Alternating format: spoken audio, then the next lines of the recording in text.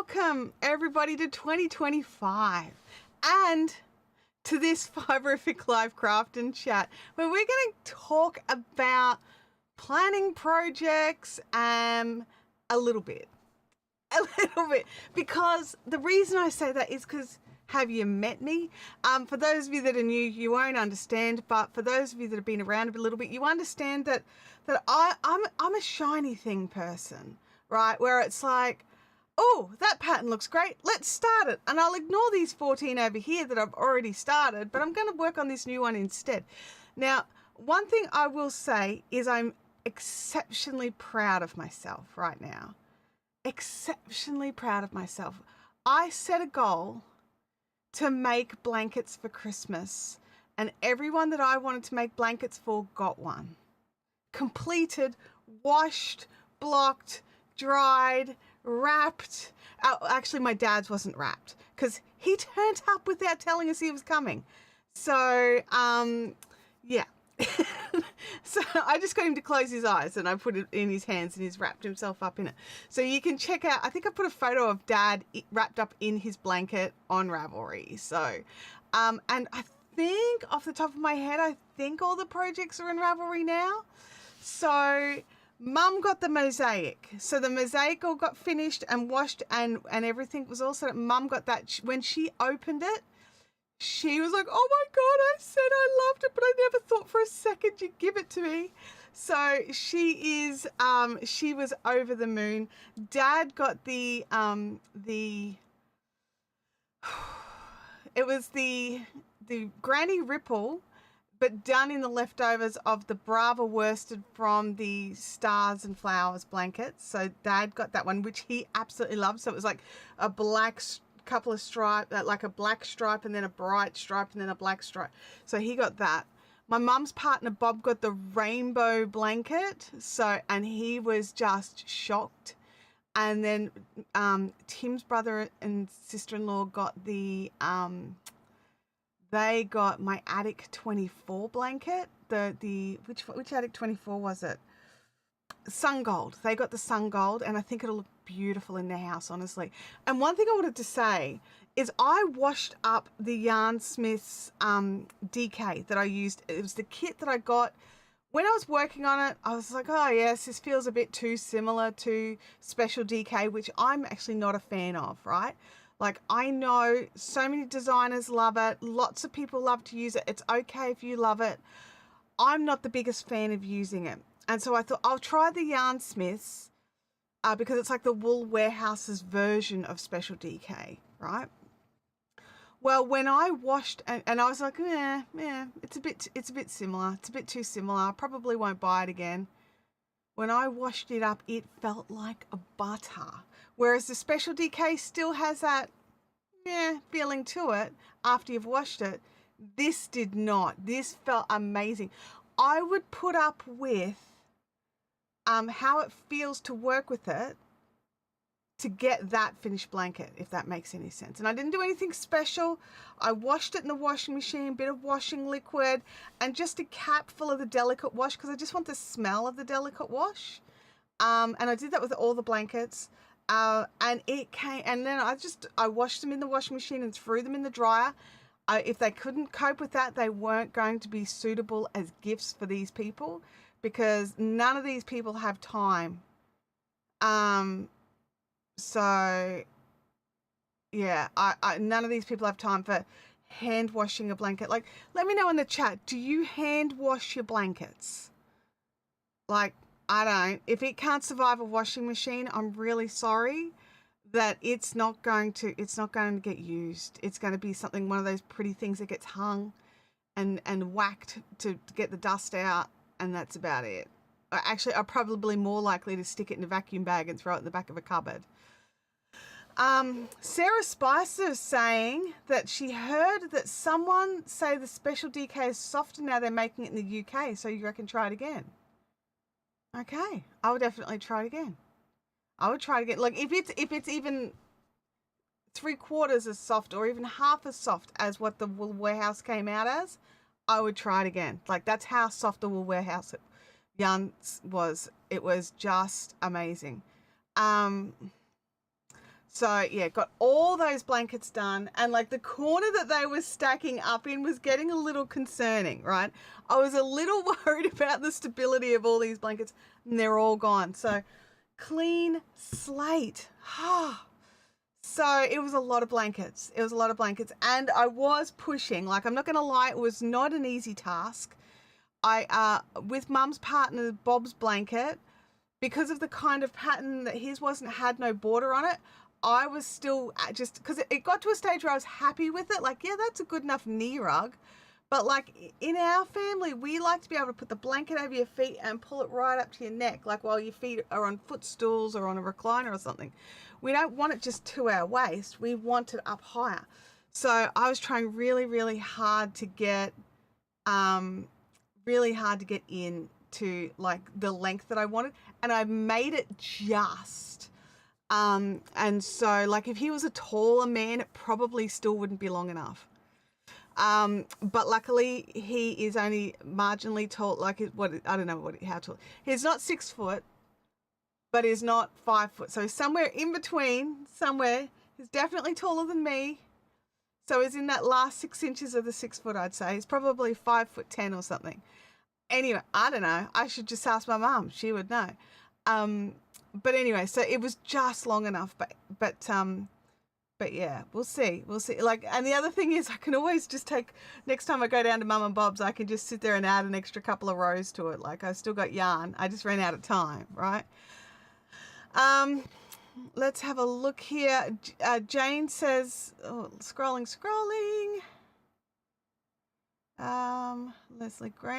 Leslie Grant, it's so good to see you in the chat here. I saw Jane comment. Where is Jane's comment? It hasn't come up over in my comments thing. Machine wash 99% of anything. Yeah, me too. So that's live chat. I don't know, where did that comment disappear to? That's weird. I can see it over there, but I can't see it over here. So I can't bring it on screen. Francis says my wool stuff goes in the machine, but not the dryer. Yeah, so I agree, but the blankets, they were all acrylic, like 100% acrylic. There was no wool. So I'm happy to put those in the dryer.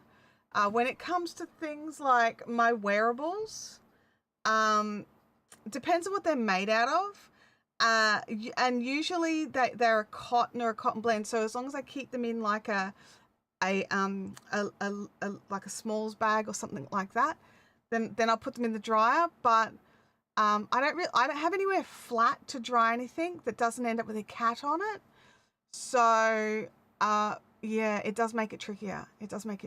Now I'm a little frazzled this morning, and I need to explain why. There's a spider in my bathroom, and that has thrown my whole routine out. So yeah, it's stressing me out a little bit. So look, it's fair. I would say it's smallish for a huntsman, right? It's smallish for a huntsman, but it's still decent sized, right? It's enough. It's a Samantha Stewart. No, I'm not still working on the mosaic blanket. It's finished and gifted. I gave it to my mum for Christmas. It is gone. No more. I'm actually working on the scraps. Like the leftovers are going into just a standard granny. And I realized last night, I'm working away on this, right? And I'm working away on it. I'm thinking, this could really use some green. And then I've realized I'm actually missing some of the colors. Because I had the white, which I was adding in, but I'm missing some of the colors. And for the life of me, I can't find them. So I've got like definitely a ball of green. So I've got the parrot, the red, and the galah, the pink. So I'm missing 3 colors, which I could really use if I want to get this to a size where I can use it. Now, I want to say, other than my middle one, which needs a needle to weave it in, I've been doing the weave as you go, like the work with it as you go method that Jancy put in the Jethro thing. Jancy, that whole thing is a game changer for me. There are things that I would never consider making purely because the sheer number of ends, and now I'm like, yeah. I can do that now because I'm going to do this one. My machine's a front loader as well. I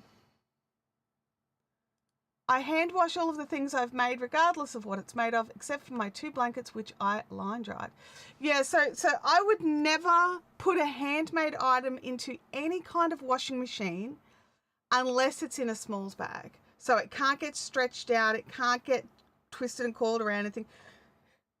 And a smalls bag, like I want it folded in that bag. Okay, so and if it needs like if I've splodged and it needs a particular spot clean, then I'll have to come up with something. But I try very hard to not splodge in my handmaids. Oh dear. Melissa Coles has made it to the chat. Happy New Year.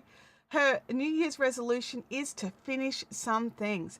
Melissa, it's a great feeling when things are finished. So, as some of you know, I have a goal every year, which is towards the end of the year, I have some panic craft time, Christmas gifts, but also I don't like ending the year with my Ravelry projects being more than 6, right? Now, I know it's an arbitrary number and I understand, but my brain goes, oh my God, look at all the things you didn't get done last year. Oh, so I came up with this arbitrary number that works for me, right? So, and it does. The last couple of years, I've really noticed that if I start my crafting year off, having cleaned out my queue, I feel a lot better, which is one of the things I do want to talk about today. Let's have a look here. Kelly says, I'm fortunate that my mine has a wool wash and a hand wash cycle as well. I definitely use those. I definitely use the hand wash cycle. The blankets I don't. I use the bedding cycle on the blankets, otherwise the washing machine's just going to crap itself. I definitely use the bedding cycle on the blankets, but all the garments get a gentle wash. And they are in they're in a laundry bag. I swear by laundry bags. So yeah. Leanne has made it. Here's my late note. Hey Leanne, welcome to 2025. Welcome to our first live stream of the year. So we haven't even gotten into the housework, whatever.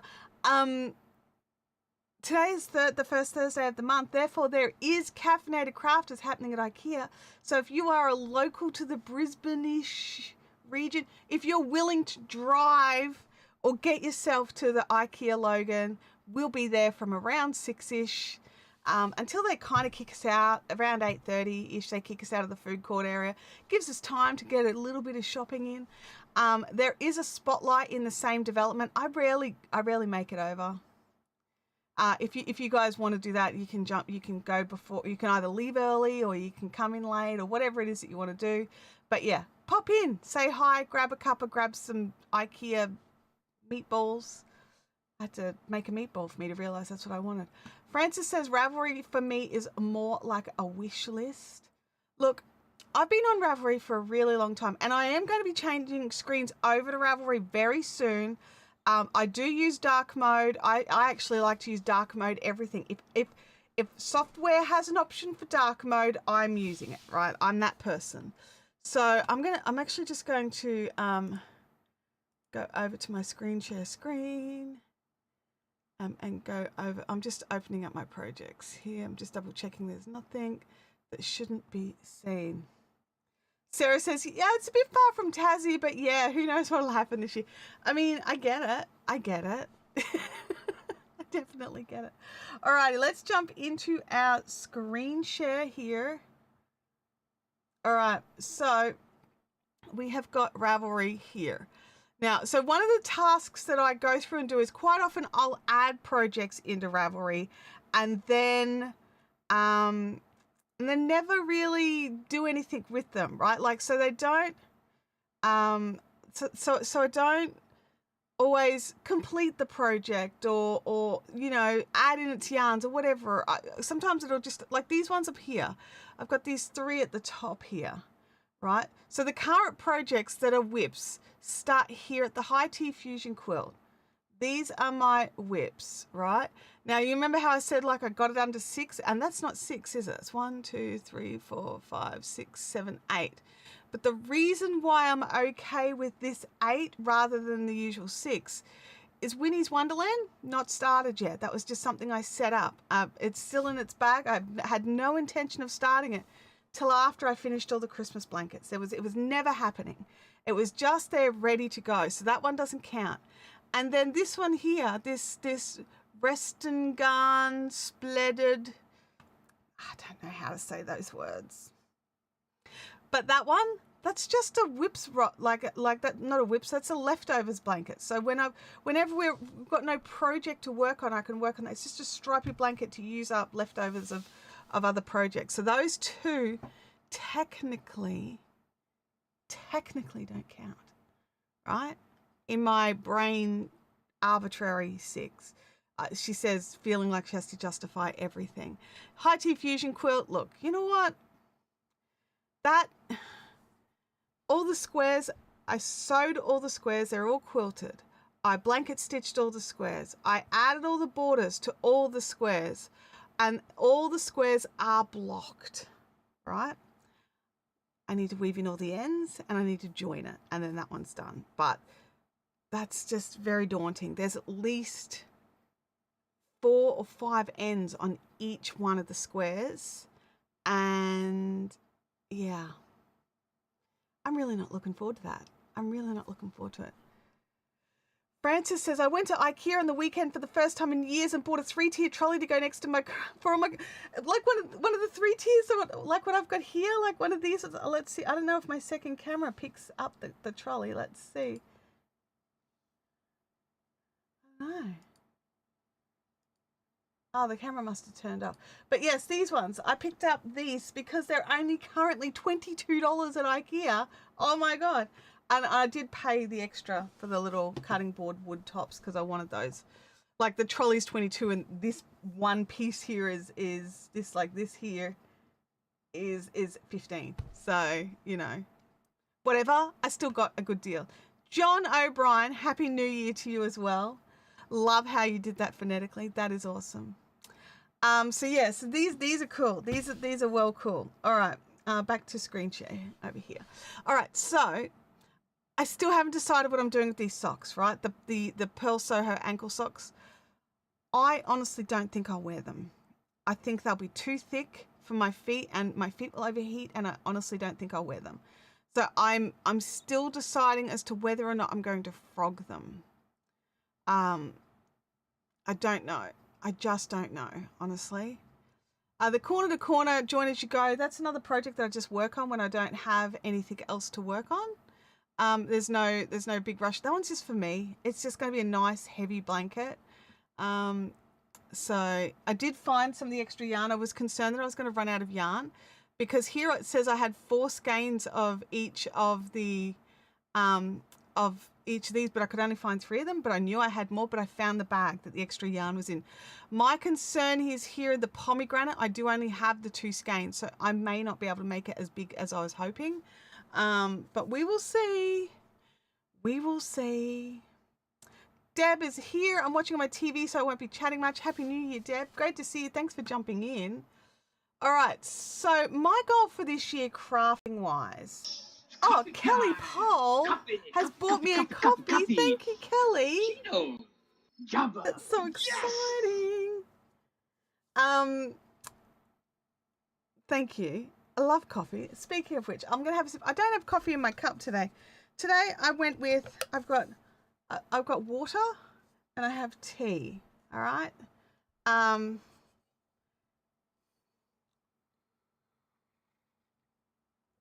Vampire, we're on the same page. I'm not liking them. I'm not enjoying the knit. I don't like, I'm struggling with the yarn, to be honest. Like, I love the idea of the yarn, but I'm not a big fan of it, you know? Yeah, bring on the coffee. Lovely. But yeah, so, and they are for me. They were just something I wanted to try. Look, where is the project bag?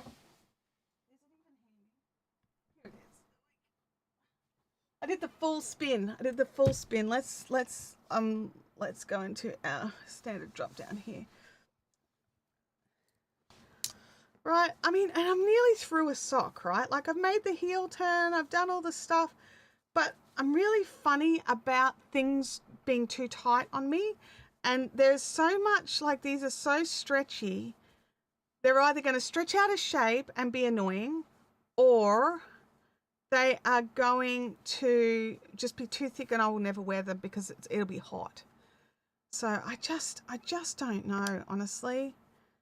I just really don't know. I mean, they fit. I've put it on. I've checked it. They fit. There's no issues there, but I haven't decided as yet is the problem. All right. We haven't decided.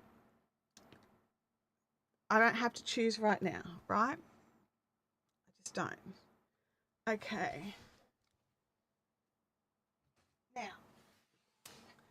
Now, what else have we got here? The Jethro make-along is still going well. I got to a point on my sleeve, and because I'm up to the sleeves now, so all the button bands are done. All the ends are woven in. I've just onto Sleeve Island now. But I made the first sleeve and realized what it did was the crochet was a lot looser than the knit. So it actually sort of, the crochet bulbed over the top of the edge of the knitting. I didn't like that. So I pulled that back and started knitting with a bigger size needle. And I'm still not happy. So I'm actually going to start the other sleeve on even a bigger size needle. So I'm thinking, originally I was going to use a 4mm. I went up to the 4.5, and I think I'm going to be jumping up to probably a 5.5. And so I'm still tossing out which way I'm going to go there. And what's really frustrating is I got gauge with the 4mm, but I didn't get the look I wanted. So I thought I was all good to go, and I'm not good to go. So I've just got the sleeves to go. And I did buy an extra bag of grey, and I was going to be doing like some of the stripes of colour in the sleeves. I'm not going to do that now. There's so much colour in my Jethro that I don't need the extra colour in the sleeves, right? So I am just going to do them grey with the mustard around the wrist. So I'm going to just keep going with that plan. So that's where I'm at with the Jethro. Oh, that one's finished. What is that one doing as non-completed? It's got completed there. It's completed. Why is it saying it's not? Why is it called? Let me hang on a second. Edit the project. It's got finished there. What? Am I just imagining things? That says finished.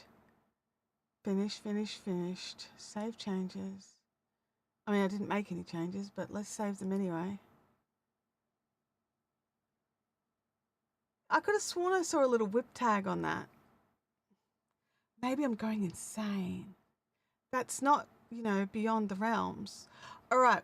Let's have a look here. John's saying, oh, I was going to make Molly a scarf with some sock weight yarn. That stuff is way too thin for me to work with. You can hold 2 strands of it together. That might make it a bit easier for you. Francis says, my New Year's resolution is to finish my jumper. It needs a neckline and finished and ends woven in. Fantastic. I got this beautiful cash merino hand dye and I can't do anything with it. John, one thing that I did when I made this basket, I know it's not a beautiful scarf, but when I made this basket, there's 3 strands of yarn here, and I can just, if you don't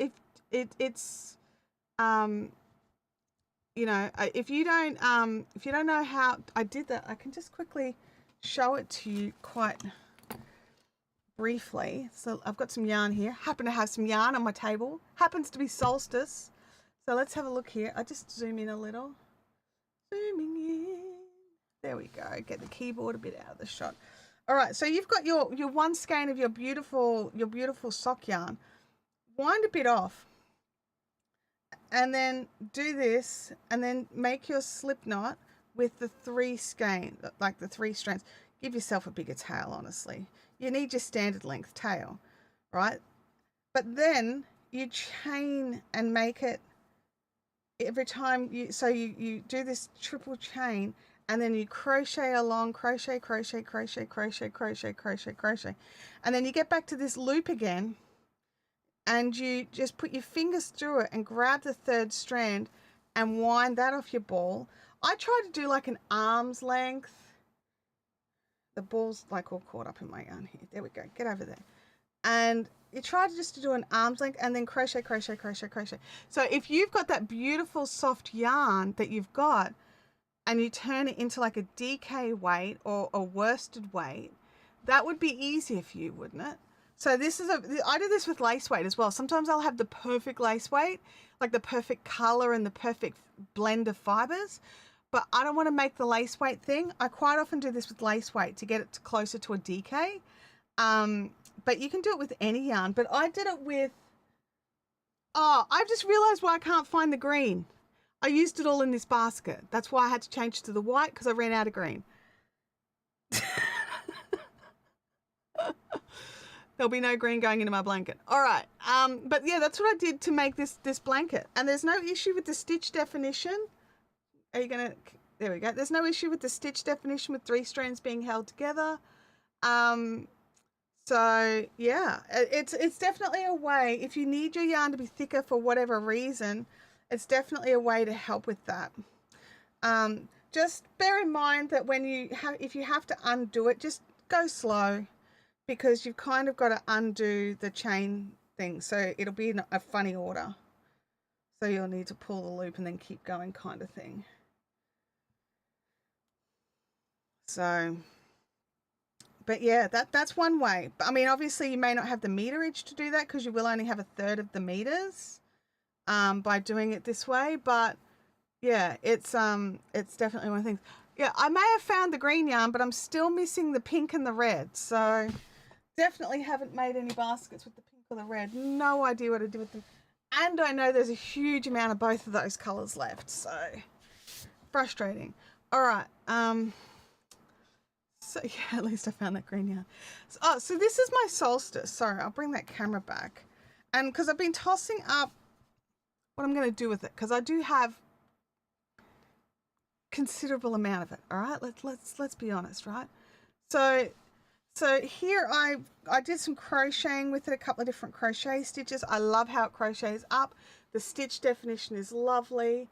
Definitely think I would crochet with it, no problems. Then I was using the 4.5 mil needles just to see how that goes with the fabric. I wasn't quite getting, like, I know this is not the correct size, okay, but I mathed out an inch square. I know I need more, but I've got a rough idea. It's not quite getting the gauge for the rocket tee, which was what I was thinking about making one of these into. So I thought I'd go up to the 5 mil, but my concern is it's a little open, and I want a tee that I can just wear as a t-shirt, right? I don't want to have to wear a singlet or a cami or something under it. This is Queensland. We don't need multiple layers. We need as few layers, as few thin, fine layers as possible. This is already DK weight, right? So what I'm thinking of doing is, and I'm not sold yet, but what I'm thinking of doing is just using the 4.5 mil tips and just making a bigger size. Now, luckily for me, the particular pattern I want, because that's not always an option, right? But luckily the pattern I want is a top-down raglan. So I can adjust it as I go, so I can add more stitches in. And I usually do need to anyway, so it's not like it's a big deal. Knit Spin Girls is 100% right. A 6-inch square is best for a gauge swatch and then wash and block it. My concern is this is just so open that I just don't think it's worth washing and blocking, to be honest. I don't think it's going to close it up. This is cotton, so I honestly don't think it'll close it up. If anything, I think it'll open it up more. So yeah. But no, the reason I never started this as a gauge swatch, I just started just to see how it felt to work with the yarn, and it kind of just grew into like testing out some stitches and stuff. So, but yeah, I definitely think that density of stitch is better than that. So we'll see. I'm not 100% sold, and I don't even know if I want to make another rocket tee with it. Now, I've got my lovely rocket tee just here that I finished. Well, I still got some ends to weave in here, but finished it all off. And I just still haven't worn it. And you know why I haven't worn it? I think I made it just a smidge dash short. And so I feel like I'm pulling it down every time I'm wearing it. And it's a little scratchier on my skin than I was anticipating. I thought I'd be able to cope with it. But again, it's another thick, chunky yarn, and I don't want to wear something under it so I don't feel the metallic, which is why I actually thought the Solstice would do it great. The other thing I love about these is it's got some open air here. The original pattern actually has it down the sides as well, which I dropped out. I don't like that on t-shirts, because this is it can also be a sweater. So, you know, I just made it short sleeved and added some soft ribbing in there. But yeah, so I don't know. I'm like, I definitely would like just a slightly bigger size. I feel that this one's a little negative ease because it is very stretchy. And it definitely fits, right? Like, I've put it on, it fits, it looks fine, but I'm like pulling at it like, you know what I mean? Like, sometimes there's things that we, you know, there's things that we make or buy, even clothes that we buy and we think that, oh, this will be great, and you put it on and then you get it home and then you wash it and you wear it and you're like, yeah, no. I tend to still wear it until it's dead. All right, so that's where I'm up to with that, and the Moonacati is still happening. Where is that bag? It's a really interesting construction technique, right? So I was expecting that I was going to be able to sort of, I was going to try and make both fronts at the same time, like just put them both on and just work them on separate balls. And I was just going to do that, except that's not how it works. You put markers in and then you sort of just flip for the front. So I'm down to the honeycomb stitch now for the front on one side. So it's still powering along. That's actually not lined up. There we go. I think I have to double check it, but I did count the number of rows. So that's for that one. And that's actually, this panel came up quite quick. It came up quite quickly. I was surprised. So that's still happening and that's still powering along. So, you know, I need it for winter. So I have months before that one's needed. So there we go. So now we have to think about, like, I know where I'm up to. It has a nice V-neck. Which one has the nice V-neck? The Mooner is like a cardigan, so it's not so much a V-neck. But the Rocketeer is a really great V-neck, and I love that. And I've definitely been adding into my where is my favorites? Here we go. I've been adding into my favorites. Oh, you can't see my screen. There we go. Let's try again. A lot of tops, right? So where is, have I got, that's my cardies. I've been adding in some singlets just because I do like a nice singlet. Just, you know, they feel nice on, and I'm getting less self-conscious about, you know, having my arms waving around. So I've added in a couple of interesting singlets. I also realized that some of the yarn I don't have enough of it to make a top. So if I can drop the sleeves out, would I have enough? Maybe, still maybe not, honestly, still maybe not. So I've got all of the beautiful, the Friends Cotton Silk that I've been swatching with just to see what I can get with it. And I'm thinking I could probably get a cardigan out of that, not a cardigan, a singlet out of that. So there's a lot of really cute ones that I just really like the look of. And yeah, so just with like interesting detailing. Yeah, and this one here, I absolutely love it, but I can't buy it because, oh, wait a second, is it that one? Yeah, I can't buy it. Because it's currently only available in a Danish magazine, and that's not going to help me. That's not going to help me. All right, so that's my singlets. But over here in my tops, right, I found a lot of really nice V-neck kind of tops. I'm a big V-neck girl. Let me know in the chat, are you a V-neck or crew neck or boat neck person? I am as long as it's not a crew neck, I'm okay. I do prefer a V. This one here is really pretty. It's nearly like it's a scoop neck, but it's got the V look to it, which I just love. I think that would be gorgeous. So, like I think it would be gorgeous. Jancy's a V-neck person. Holly is a V-neck person. I just prefer, like, I don't wear necklaces. I don't like things sitting on my neck. I used to, but it was a longer necklace, so it would sort of just sit at the back.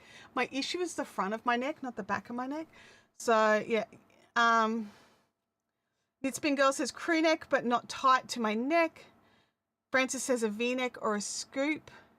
So just so that this one here, I do not consider a V-neck. I consider it sorry, not a crew neck. I consider it a slight scoop, but you may consider that a crew neck. But I would wear that like that. See how that allows some opening at the front? That's all right with me. I think this one's a bit more of a boat neck. I like this one. So see how it just sits nicely. There's lots of no fabric on the front of my neck. So yeah, this one here is borderline. I love the idea of it, but I just feel like it's too close to the neck there. But I was thinking maybe there's a way I could work that. A lot of these patterns are worked top down, and you can make a larger size to make it a larger neck opening, and then you can kind of sneaky make it a smaller size if you want. So I try, like I learned that from the ranunculus. Thank you, ranunculus. But yeah, so there's lots of those ones that like, and this one, the V back tee, this one, I think I've actually got in my, do I have this one? I think I've got this in the DK version, where it's actually technically both, right? So it's actually a V-neck on one side and then a round neck on the other side, and it's totally reversible. So if you, hang on, let me just go to the actual pattern. Yeah, this one's in my library. So here we go. We'll flip up this picture. Make this one big. See how it's like the V-neck at the back and then the circle at the front, or the circle at the back. And the V on the back is not so deep that it's like, I don't know. I'm not a fan of showing off too much of any of my skin. Let's just go with that. But I really love this one as well, because I can actually, like that circle neck is not too high up, so I can actually wear that either way. So I love that just because of that. Look, I would like to make, my goal for 2015 is to make garments, right? I know that was my goal for 2014, and then I made blankets. I made so many blankets. And look, I'm still going to make blankets, but I also want to add some garments into my wardrobe of things that I've made. So I have the yarn that I need, right? So 2024, oh, did I say 2014? 2024, you're right. 2024 was the year of the blanket. 2025, I want to be the year of the garment. I struggle a little bit making garments for me. I think we've had this conversation previously, but I'm fussy with how fabric feels on my skin. I'm fussy with what kinds of yarns to use. It's also subtropical here, so I'm not going to wear acrylic. I don't even want an acrylic blend. So all of my yarns that I've purchased are cotton, bamboo, flax, linen, or silk, or blends of all of the above. So they're all cellulose. In saying that, I also have some sock yarn that I would happily make into a lightweight cardigan or top or pullover. It would have to be lightweight though, and a bit open, or it'll get too hot for me, honestly. I have this amazing sweater that I made for myself. It was an Addy Day design sweater, and it is glorious. Unfortunately, since I've made it, it has never been cold enough for me to wear it, not once. And it feels like such a waste of some beautiful hand, because it was my hand dyed DK, And, you know, there's like 700 grams in it. So it's big and it's heavy. And I'm tossing up whether to keep it or whether to frog it and reuse the yarn. But I love the sweater is the problem. I love the sweater. But anyway, okay, so we've got lots of options here. So we've got lots of, and sometimes like ones like this, like the Flax DK, like I love this, but I wonder if I could work it as a short sleeve, which I think I could with the shaping of this sleeve. I think it would be no problems. I could work it as like a mid-arm, you know, sort of sleeve, or even like a 3/4. I love a good 3/4. Kelly says that sounds like a retreat top. It's too hot for a retreat, Kelly. It's too hot. Like, it's just hot. So, I mean, it's so warm. Francis says, I keep seeing lovely green jumpers everywhere this year and would love to make one for myself. Yeah, like, this is the thing, right? We are crafters. We're not limited to what the current fashion colors are. But then even if we want the current fashion color, we're not limited to the shapes or designs that the current designers have out there for us. We can go off script. We can find a pattern, or depending on our skills, we can jimmy it. So we do have these options. This is another one here that I just absolutely love the look of. This Summer Ella Solo. I just think it's gorgeous. Like, look at this work here. But I also feel that I could still just wear it as a t-shirt without having to worry about putting something under it. Do you know what I mean? And it's actually one where they actually, you know, again, I could just make it a slightly bigger neckline, and then, you know, maybe not block it quite so aggressively. You still want to block that lace work out, but you don't have to block it aggressively. So Knitspin Girl says that she's seen the flax done as a tee and it looks good. I'm thinking of making one in cotton. See, and this is the thing. So I've got this Friends Cotton Silk in 4 different colors. Technically, I've got 6 balls of one color and then 10 each of the others. So I've got lots of those. I've got some beautiful gray linen. I've got the Solstice in 3 different colors. When I originally purchased it, I bought the 4-pack, so the 16 balls of the orange and of the pink. But I only bought 2 packs of the porcelain, which is like a really soft latte beige kind of color, which is, I can see it, but it's just not handy. Thinking I could just use it as a complementary, just a boot. But I fell in love with the porcelain color, didn't I? So friend was putting in an order. I'm like, you wouldn't be able to add in an extra couple of packs of this stuff for me. So yeah, green. Leanne does make all the green things. She really does. She really does. Okay. So what we can do, like, so the first thing I wanted to show, right, is when we go to projects, there's a spot over here called challenge, right? Now I do set myself challenges, not every year, but I had a challenge of 16 projects for 2024 and I got 17, right? So I got Bob's blanket, a Christmas bauble, because yes, that definitely counted.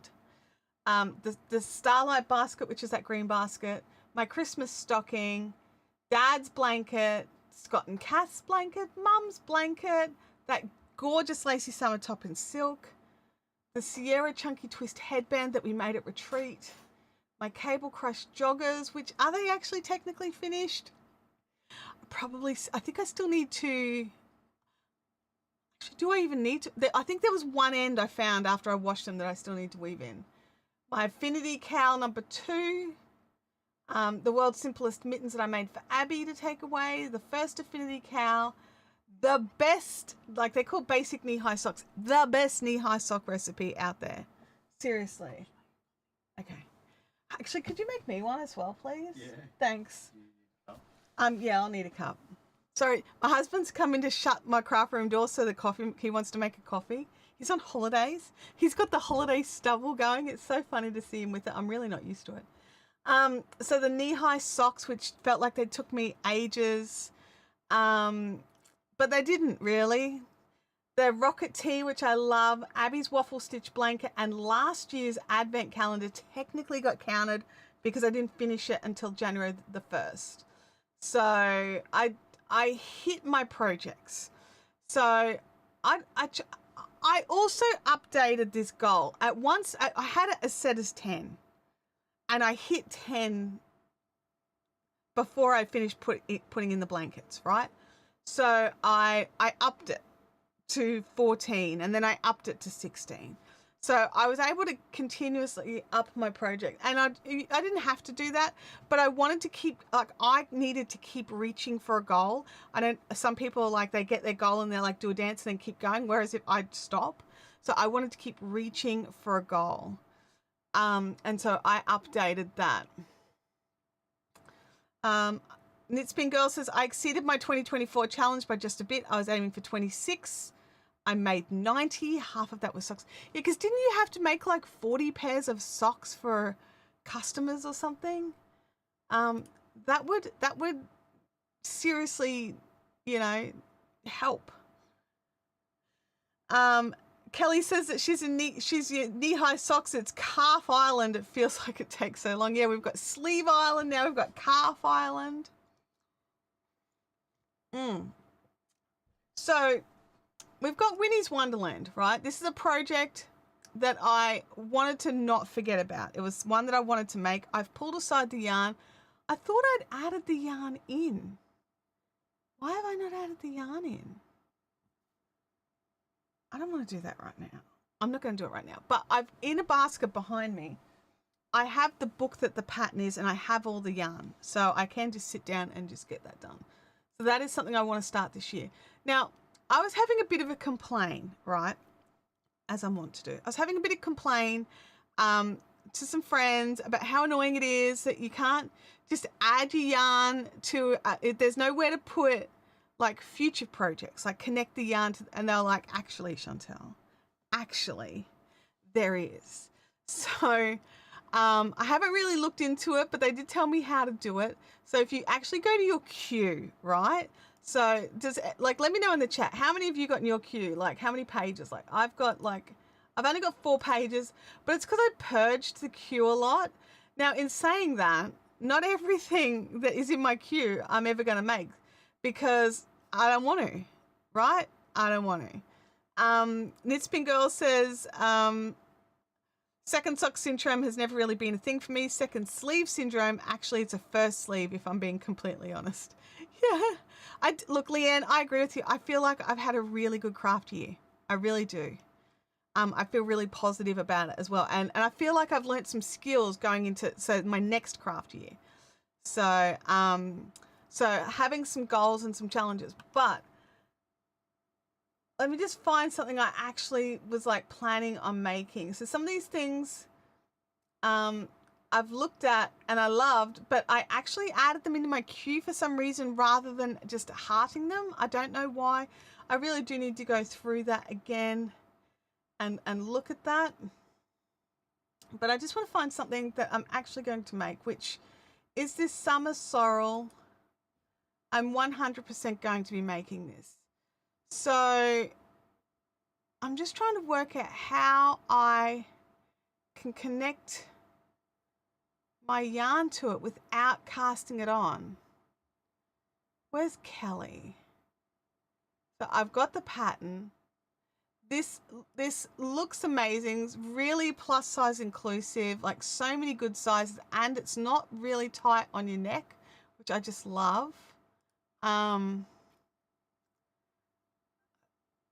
thought I would just be able to add yarn to it. Or do you just add it in your notes? I'm confused. I thought I could just add my yarn. I thought there would be a spot. Yeah, yes, Casey has made it. Kelly says I have 170 in my queue, 6 pages. I put the projects that I have yarn for close to the top. It means if I'm in a yarn store, I can browse my queue for items that I want to make. I'll go back to queue. Okay. So queue. All right. what I want to do is I'll move that one to the top for a start so it's easier. Where are you, Sorrel? Oh, hang on. You were right at the end, weren't you? One. Change order.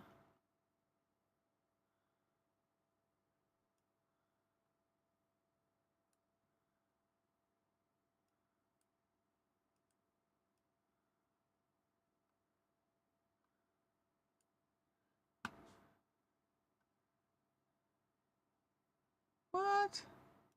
I think I grabbed the wrong one. Sorry, I'm just... There it is. Okay. Go back to the queue and then edit. All right, let me just save changes. Refresh.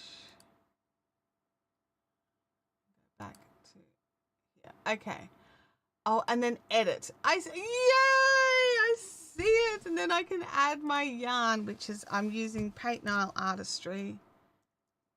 Peyton's. Oh, actually, I think it's in my stash. So I get to use stash yarn. Add stash yarn. Peyton's Paint Nile Artistry. Oh, something interesting. It only let me choose yarns that I have enough of. Is that right? Because these are my two biggest amounts of yarns. No, they're not. What? Oh, maybe they're the only, I don't know. That's the one I want to use anyway. So, go back. That's not what I wanted. Let's try again. Because I'm learning here. All right, so edit, use stash yarn. Click use, don't click the yarn, you donkey. There we go, and then save the changes. Thank you.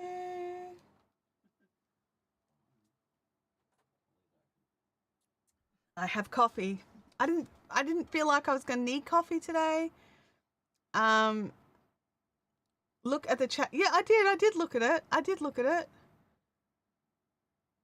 Knitspin Girl says, I've used the Paint Nile Artistry for a few pairs of socks. It's nice stuff. Yeah. I think it's gorgeous. So, yeah, because I remember I was having a big whinge and Kelly was just like, it'll only show the weight. Right, whereas a lot of the others that I consider in my brain, they're 4-plies, but actually they're listed as DK weights. Okay, that's cool too. So it does make it harder if you're going to do like a full-on...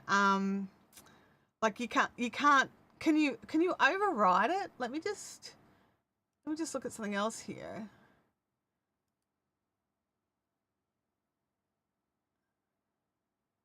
There's no way to really override it other than if you just did it manually. So you can't override the yarn for your stash.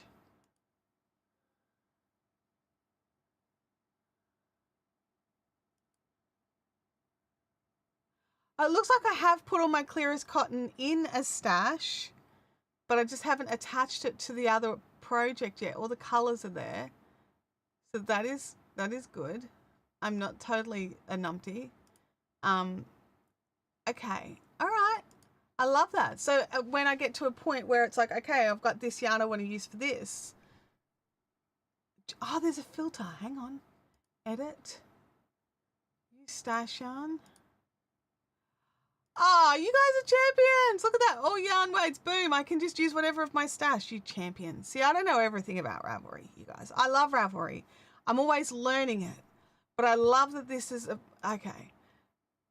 I love that it gives you the pattern weight as the default, so it might make it easier if that's what you're going with.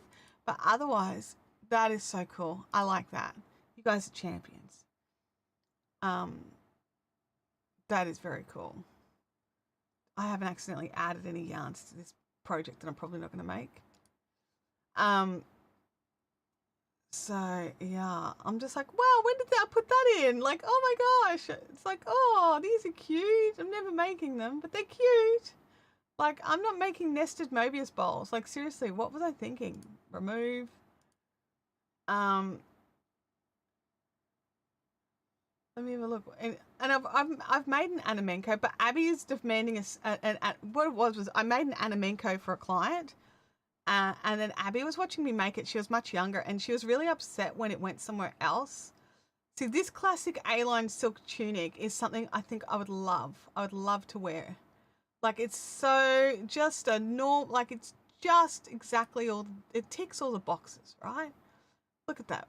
But what is it? It's they're using classic, it's a worsted weight classic silk, 1400 meters. See, it's not even saved in my favorites.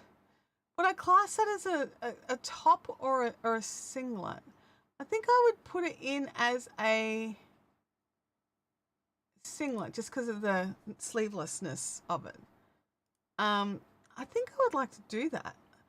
Let's see if we can. So what do? We go edit, use stash yarn. Technically, the Bendigo Woolen Mills solstices tick the boxes.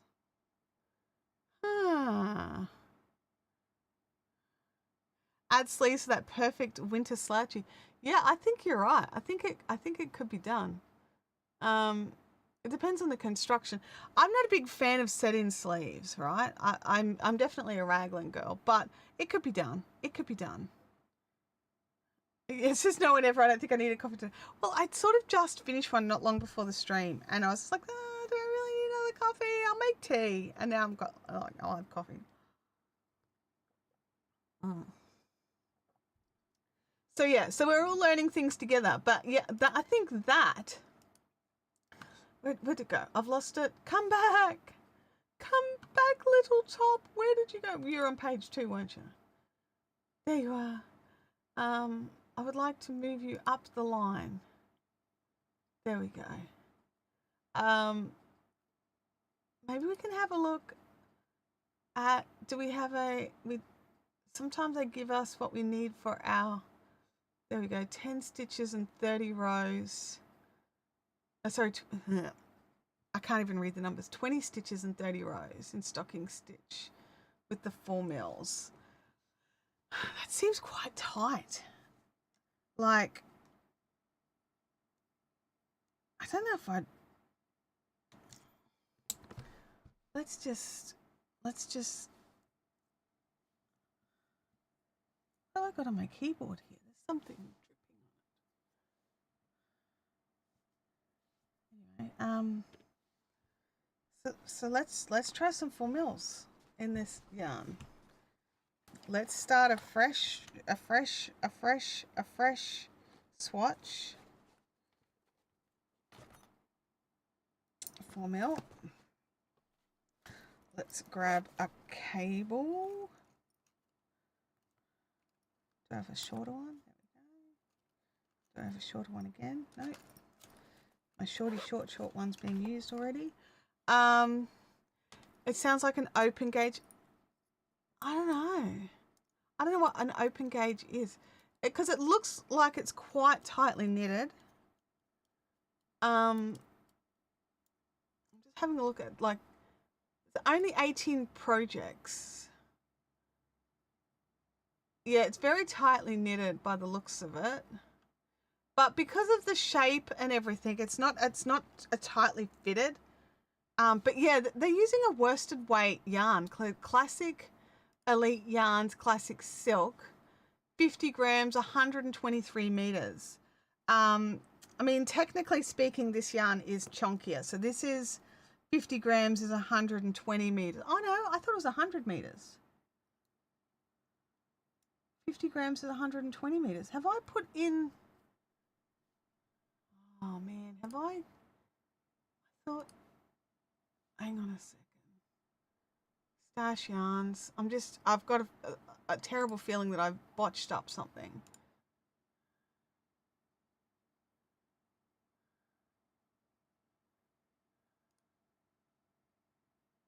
Yeah, I did. Look at that. I put 100 meters instead of 120.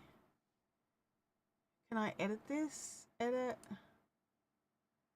Bendigo. 120. Wrong.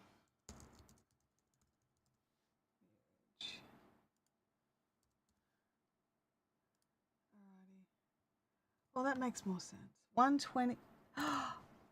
Bugger. I realized I was reading the wrong label. God damn it. No, I was right to start with. Edit.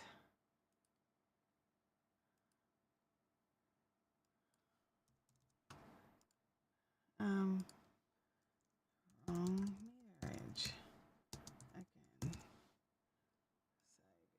All right. I was right to start with. So yes, so this is 100 grams a meter. It is, Jancy. I was reading, I had all, like, if you could, hang on, I'll zoom out on the desk here so you can see it better. Like, I had it basically like this, right? I'm seeing a sea of solstice and then read the label for the Friends Cotton Silk. Like an idiot, all right? So it is. It is.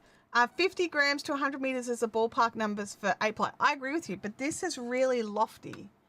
This is really super lofty. Let's go back here to this pattern.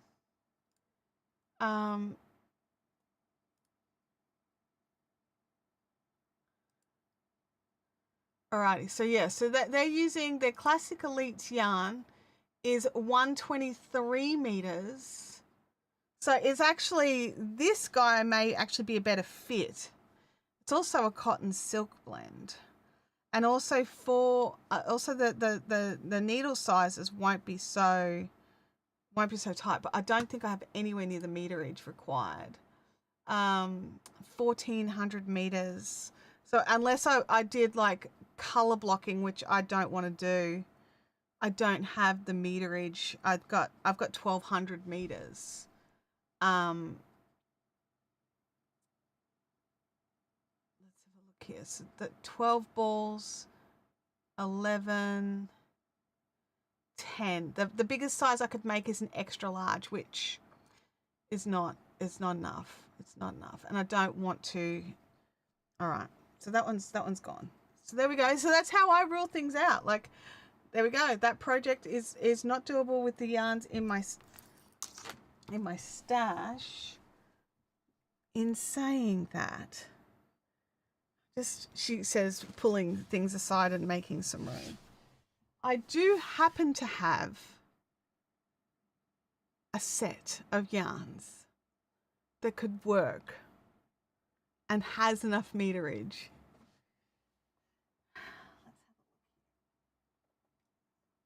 You've seen these before. They're not new.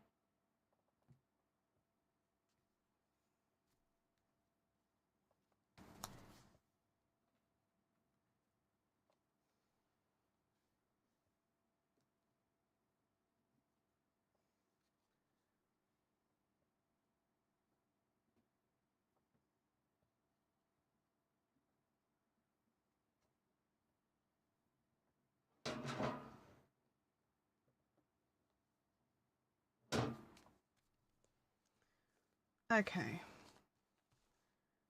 And the reason that's a set is it goes actually with this, right?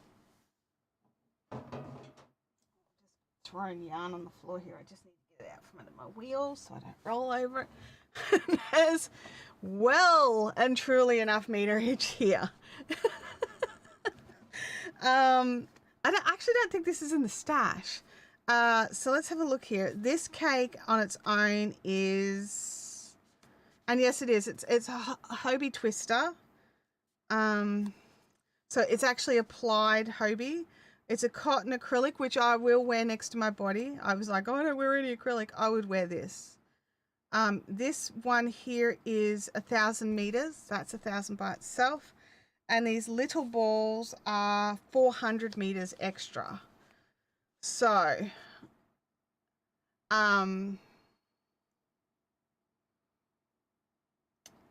yeah.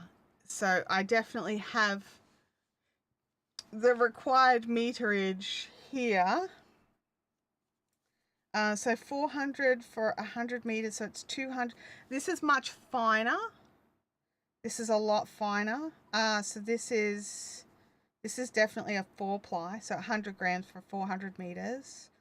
I could hold two together, or I could just do some math and do some adjusting. It looks like it's all stuck in it. But there, that could be something. I mean, that's why I bought it.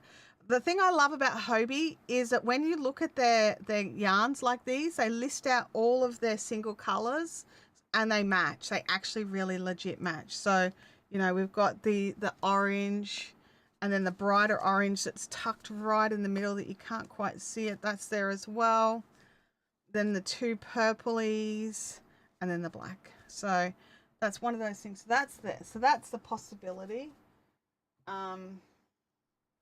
I don't know, maybe not for that one. Maybe there's plenty of 4-ply things that I would like. And I'm just going to tuck these over here because getting them back into their little spot down below.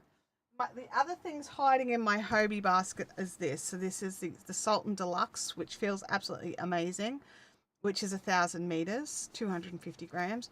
It's another plied one, which I really like the plied ones. And then I've got the Cotton Kings Sultan Shadow. So this is one of those non-plied ones, you know, the ones where it's just all the strands held together.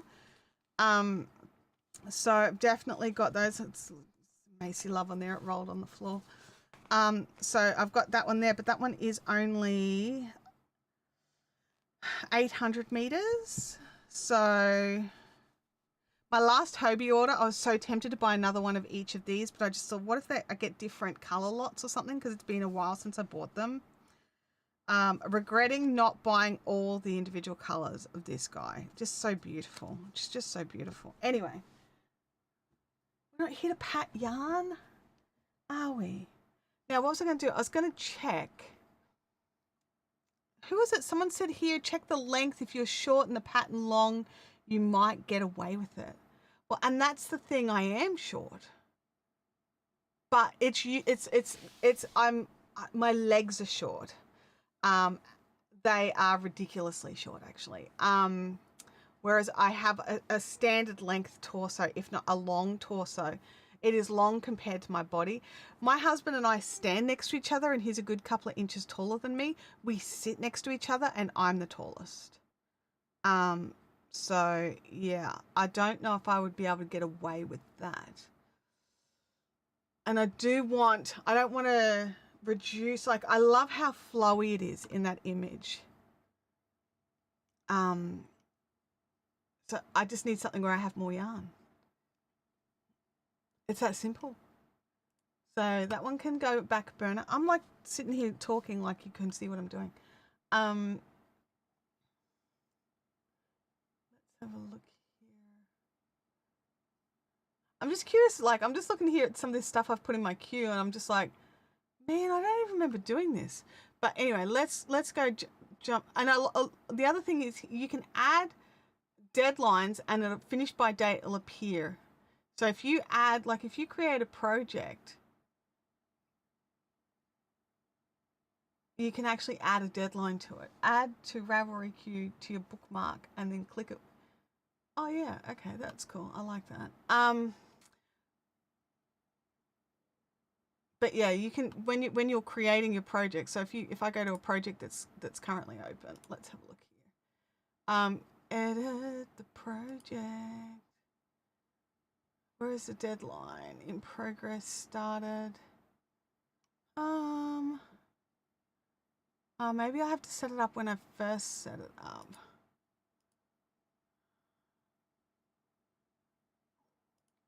I don't know. But there is a way to add a deadline and I've used it and I can't remember how to put it in. Isn't that frustrating when you know you've definitely used something?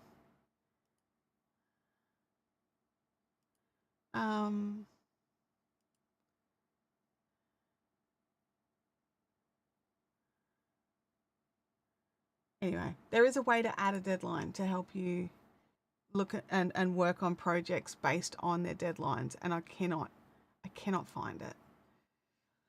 All right, so, and we can also organize things into folders and add our tags, which we've talked about before in a YouTube video, which I obviously don't do properly.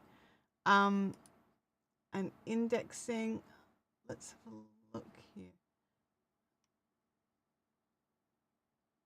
I love how, like, you can see, you know, historically your years completed, like things like I obviously stopped using Ravelry as much, like 2013, like a boom, 15 projects.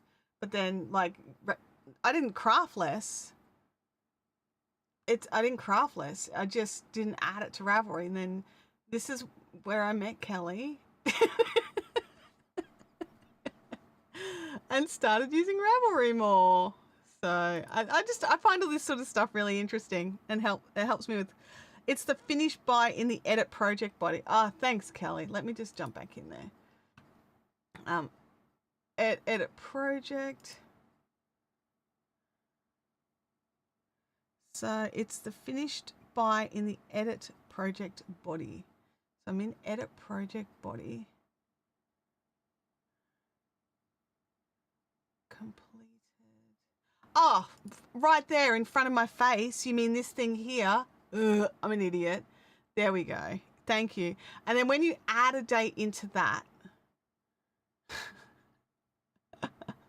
when you add a date into that and you click save, which I'm not going to do because I'm not going to add that kind of pressure to myself, right? And then you go over to your projects and oh my gosh, where was that? No, it was in the queue. It was in the queue area. Deadlines. And then anything with a date will appear here so you can focus on what it is that you're working. So Ravelry is, some of it is, you've got to work out where things are. Like I think that deadlines would actually be super useful over here on the projects tab so that you could see, you know, which projects to work on for your deadline. But part of that could be because I don't use the queue correctly. So, yeah. So let me know, do you guys use your queue correctly or is it like a wish list thing? Because for me, it was always a wish list thing. And now that I know I can add the yarn to a project, I'm going to be going through and purging the queue and literally be making it things that I'm 100 and changing things, making sure I've favorited them because they obviously went into the queue because I liked them, right? So making sure that they're favorited. I've just realized I'm on like a little angle here. Let me just see if I can straighten things up. But yeah, let me know. Let me know. We're all learning things. All right. Yeah, I definitely didn't want to swatch this with a 4 mil. The 4.5, I think, is as tight as I'd want to go with this one. But a 4.25, I'd consider it, but not a 4. Bianca says I don't actually use the queue, though I might have to do that now. Yeah. I know those feels, Bianca. I do. Okay, so my goal for this year, one is to make garments, right? Now, I have purchased some yarn already for that. So I do have the Solstice in 3 colors, the Friends in 4 colors. I have some other bits and bobs. But that doesn't mean that I'm only going to make summer garments. So I also have the that beautiful sorrel sweater I want to make that's out of the 4-ply wool. I also have some gorgeous Paint Nile in grey and Paint Nile in black. I have 10 balls of each of those. I also have still got crypto left, so which I really enjoyed using. I will have to say I really enjoyed using that for those blankets. And I've got the unicorn, all 10 balls left. But I also still have a few balls left of the rainbow and a few balls left of the purple. Oh, I also have a blue. I've got the blue waves one, which I'm working on. I didn't add it in because I wasn't sure if I was going to gift it to somebody, but I've decided if I do, it wasn't for Christmas. So, because everyone that I wanted to give for Christmas, they got theirs. So I've still got one blanket out there that is not added to Ravelry, which needs to be added now. Let's have a look here. Mainly wish list mainly, but a little for waiting to get to. Yep, I don't actually use the queue. Francis says I don't use it.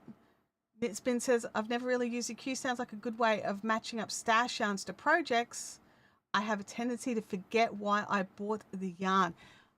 Me too. Sometimes I'll be like, right, and I'll go researching. I'm like, I want to make this pattern. I'll go researching. I'll buy the yarn, and then by the time it arrives, I will have totally forgotten why I bought the yarn. So now that I know I can do this, and I've done one just to, you know, get it in there. Thanks, Kelly and Jans. Now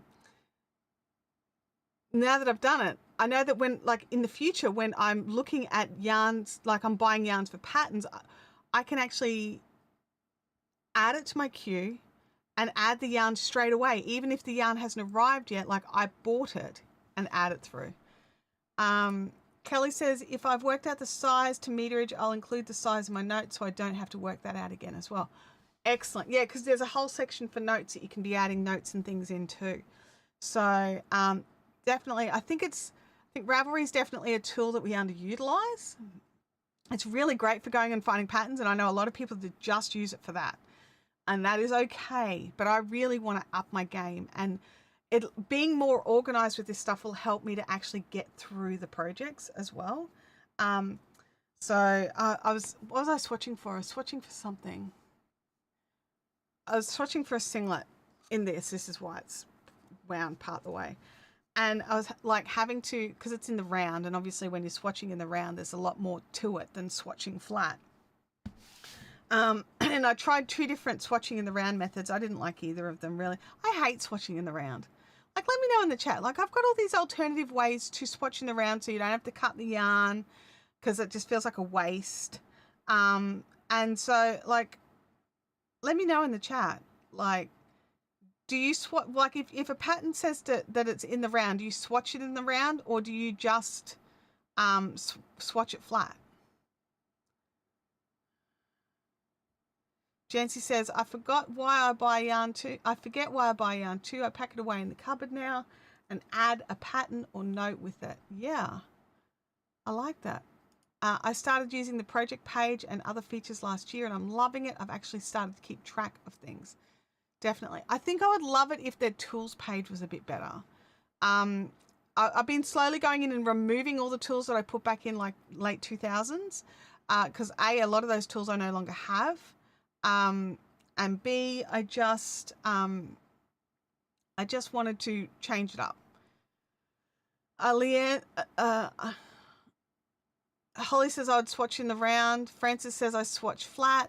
Leanne says I only part I do use is searching for patterns and sorting them in my library. I love all your organization though. Kelly's comfortable swatching in the round. Have a look at Patty Lyons' speed swatch. Let me just. I'm not sure if I'm already using that one. Hang on. Let me look here.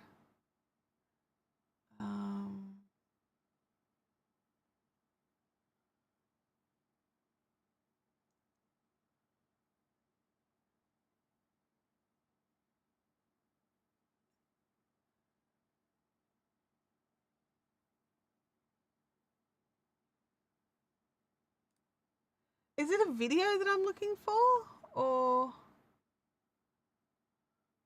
because Patty Lyons' website doesn't seem to have it listed as speed swatch?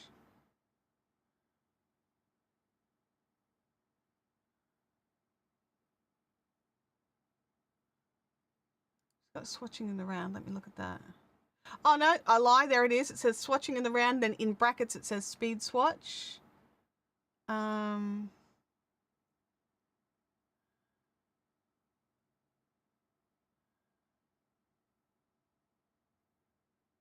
But does she cut? It looks like she cuts all her yarn.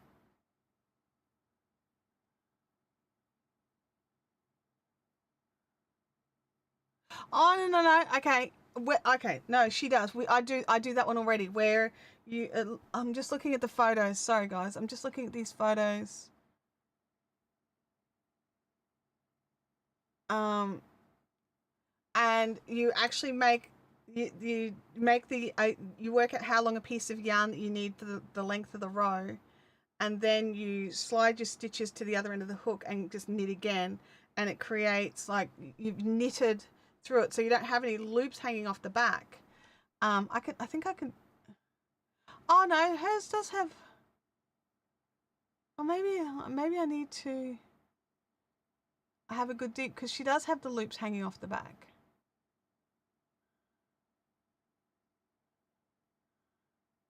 She cuts the strands to block though. I'm not doing that. Oh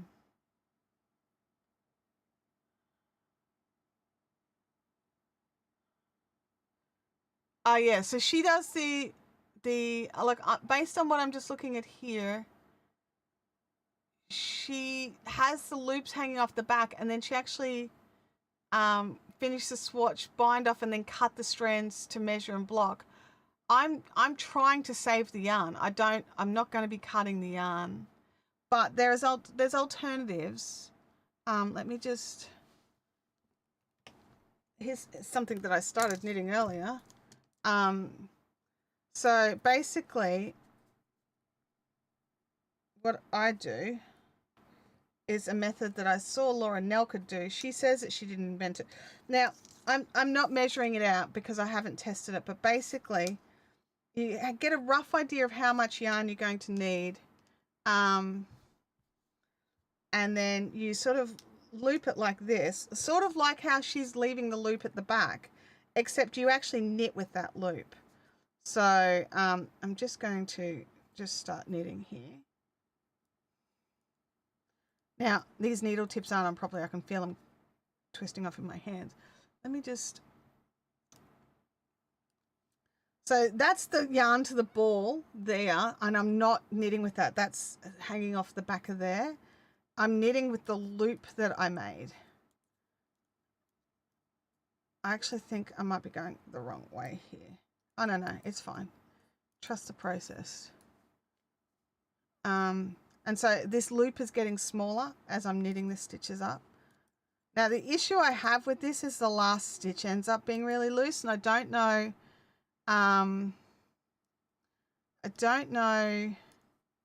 if there's a way to keep it neat or tight, and that kind of bugs me a bit. Laura Nelkins always looks so spiffy, and I don't know what I'm doing wrong. So you end up with like a little loop off to the side, right? So, but then you're like, okay, so what do I do now? Then you slide your knitting back around, and then you knit with that tail, and that's your second row. Because I don't know, like for me, my gauge is definitely different between knitting in the round and knitting flat. Like it is well and truly different, and it will change the shape of a garment, like the size of a garment. So I'll do another row and I'll show. And I tend to do this thing, which sounds so silly, right? But once I get an idea of how long a piece of string I need, God, then I actually put a pin in my little table here, just a sewing pin, just like slide it in, and then I measure it from there to the edge of my table, and then keep going. Oops.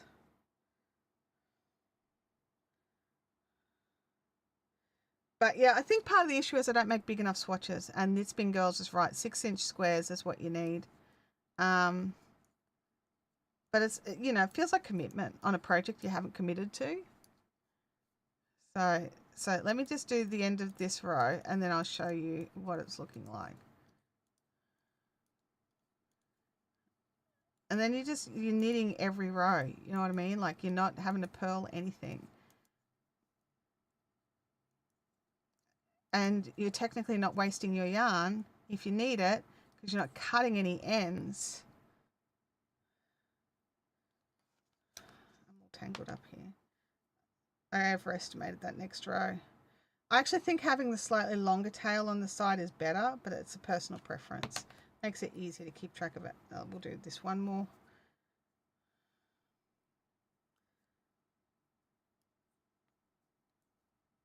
Yeah, because in knitting in the round, for some reason, I you know, well, I mean, I'm not purling, so I purl slower.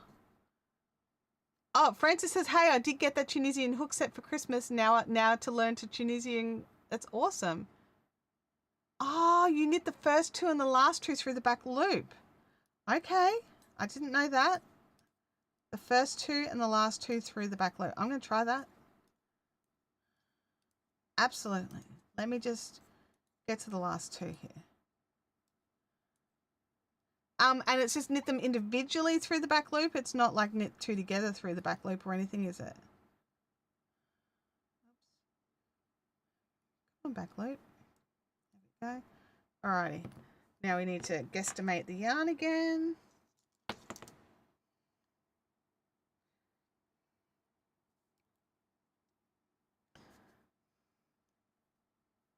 Oh, and the first two through the back loop as well. All right. Back loop, and then normal. Yep, helps to hold them in place. Awesome, thank you. Because that's just one thing that pet peeves me. I just learned it off Laura Nelkin's. She had a really fast Instagram reel about it, and I was just like, oh my goodness. So I probably missed some detail. Then back loop, and back loop. I can already feel the difference. That's game changer. Just knowing that back loop thing, that definitely helps them hold in place better, like without a doubt. I can already, like, it's already, you know what I mean? Like, it's definitely sitting better. It's not perfect, but it's definitely sitting better than that. Do you know what I mean? Like, because they're the ones that weren't through the back loop. Those are the ones that are through the back loop. Totally different. Front loop, Chantel. Try again. I love learning with you guys. Honestly, you all have so much knowledge. And I just love it. I just love learning with you all. Like, yep, you know what? I definitely have my opinions and I have how I do some things. But I'm always open to learning new ways. Back loop. You know what? I think I'm going to hate this less now because it was really ticking me off that I couldn't keep the yarns neat and I couldn't keep the stitches nice. So let me just guess which ones went through the back loop and which ones didn't. Like, seriously. Game changer. Oh, and here, I don't know if you can see it or not as clearly as I can, but can you see where I started going, like started doing this? Like, look at this row here. Where's a pin? Oh, there we go. There's a needle. Look at this row. And then look at the rows above it. The tension is different. So that row there versus the rows above it. That's why I swatch in the round if I'm working on a round project. Because my knitting is different. So, like, even at a distance, even at this distance, you can see this row different. So, yeah. We never stop learning, you know? We just can't stop learning. I think this is going to be game changer for me. This back loop thing. Because, like, this was ticking me off. I gave up on a project because I couldn't get the swatch. And I just wound it back up and just walked away. Because it was just ticking me off so much. I'm like, which project was it? I'm like, which project was I trying to swatch for? And did I just totally delete it out of my queue like in Benja? Like, I mean, that would never happen. Knitspin Girl says, I love learning new things. I love learning new things. You know, like that thing with the crocheting at the ends while you're working with them. Like, I'm not just talking crochet. We don't just crochet over them. Like, there's a technique that the video that Jancy showed me. And it's a game changer for me in crochet color work now because I just do everything that way. And even if it's a single color, I basically have one end at the very end, no matter how big the project is, because I've already worked over all the ends. I might have to trim back some. That's about it. And I love that. It's like making things like, where is it? Like, basically, I didn't have a weaving and needle handy. Otherwise, I'd get that one done in the middle. But see how here, there's that little end? He just needs a little trim off. Otherwise, he's ready. So, yeah, just having, like, look how many color changes there are. You know, like, there's no ends. It's ready to go. And that was a game changer for me.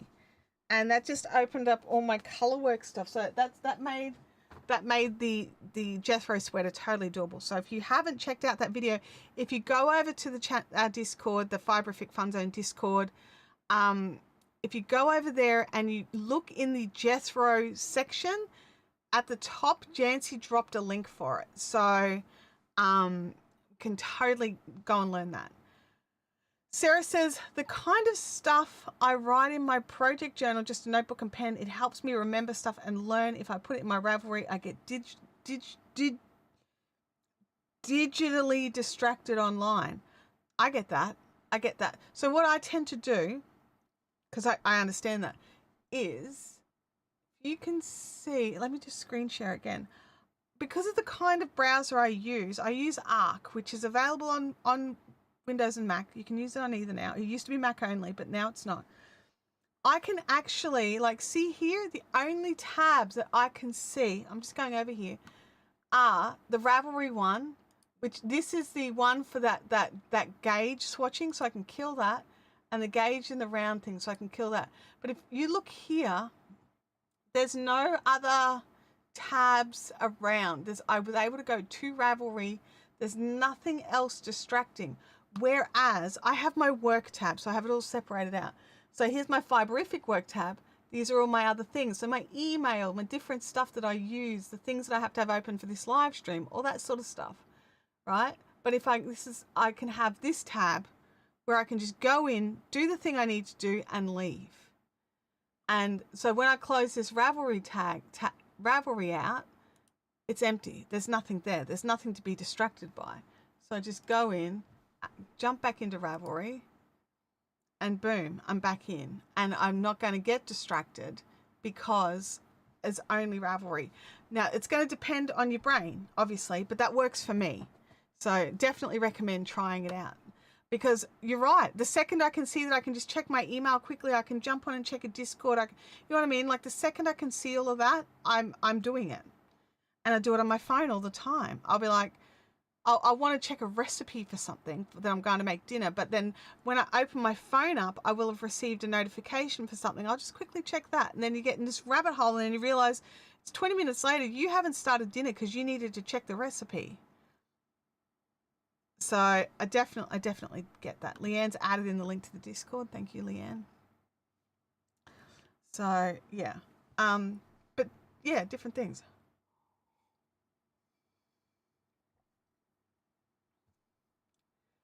Molly says, I love learning new stuff too. I watched a video on Instagram the other day where if you pull clockwise, you use slightly less yarn and then you knit those stitches through the back loop. That sounds like combination knitting. Is that not combination knitting? Or purling? I'm not sure. It's not, the combination is not my strong. Oh, right. Now, do any of you have, Knit Spin Girl says it's an Eastern pearl. There you go. Do any of you have cables that your pets have nommed at and you really, like, it was brand new, I never even got to use it for a project, and I'm like, I don't want to throw it out, except I probably should just throw it out because I can't use it with yarn. It's just like scratchy and great. It's got teeth marks in it. Look at it. Oh. It's like totally got teeth marks in it. Like, look at that. There's a big tooth went through there, you know? So I'm like, I don't want to throw it out. So I keep putting it back in my pouch, and then every time I go to use it, I'm just going to bin it. It feels like, is there a way to save it? Can I save this? Can I add some heat and roll it? I might try that first. I'll add some heat to it and roll it with my fingers and see if that smooths it out enough. Yeah, sandpaper. This, like, for some of this other stuff I could see sandpaper working, but this big one here, like this big jutty outy, I got chewed straight through a bit. Maybe not. So I won't throw it out yet, but I'm not going to put it back in my working pouch either. So you can go over there. I have a question. What's on my shirt? Black stuff on my shirt.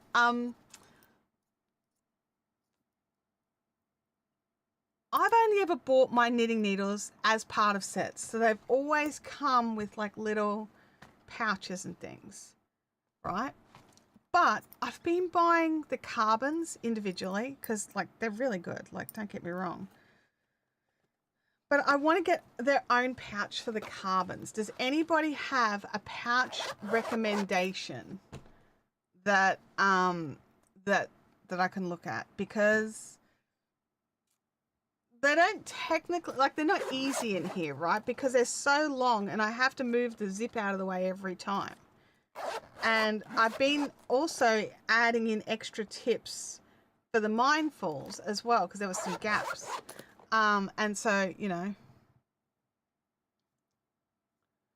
Leanne says, be very careful doing that. Oh, I will. It's like when you join spinning wheels, you have to heat the plastic just enough that it's malleable, but not enough to melt it as such.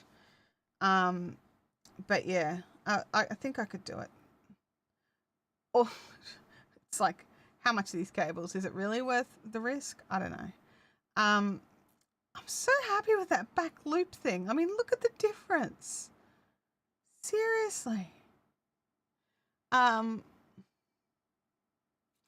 Francis says, I bought a generic one on Amazon. It's okay, but not as good as the ones from a set. Yeah, I'm like, I wish my sewing machine, I'm like, should I just pull my sewing machine out and see if it still works and just make myself a roll? I don't know. It'd be really good if Knit Pro sold empty packs, right? Yeah, the cables aren't dear. Honestly, they're just not expensive. This is the teal swivels. They're like $8 or something like that, $8 or $9. Is it worth the risk of burning me? Probably not. But yeah, it's a tough one. Yeah, it'd be nice if Knit Pro, like ChowGoo sell their cases empty. Knit Pro don't seem to. They used to have some really cute cases that you could buy, but even places that say they've got them are out of stock. And it's just really frustrating. And like you can buy empty cases, like they're available on the Knit Pro USA website, but no Knit Pro dealers in Australia sell them. And it's just really, oh yeah, I don't shop at Temu. Sorry, Alison. I don't like how they run their business. Could you just use it as a stitch holder? Well, no, I don't think so, because it scuffs up the yarn. I tried using it and it just rips the yarn apart. Like, that's how bad it is. But yeah, like, so even stores that say they've got them, like their website has them, you go to them and they're out of stock. Like, I'm actually just found another one. I'm just double checking it. Yeah, so there's one website. There's like, we've got them on sale. That's cool. But they actually have none in stock in either pattern, because there were two different patterns. I don't care what pattern it is. I just want the case, preferably from Australia.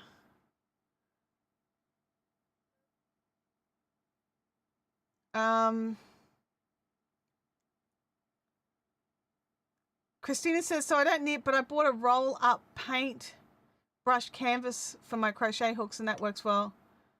So yeah, it could work. It could work. I was looking at actually some of the ones for pencils.